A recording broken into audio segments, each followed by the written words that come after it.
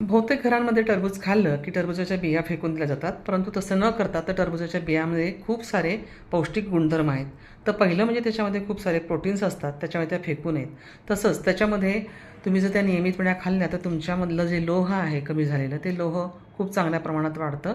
ज्यांना हिमोग्लोबिनचा प्रॉब्लेम आहे, ज्यांचं हिमोग्लोबिन कमी आहे, त्यांनी या बिया अगदी आवश्यक खाव्यात. त्याचप्रमाणे ह्याच्यामध्ये हेल्दी फॅट्स असल्यामुळे हृदयांसाठी या बिया खूप चांगल्या आहेत. त्याचप्रमाणे ह्याच्यामध्ये झिंकसुद्धा आहे.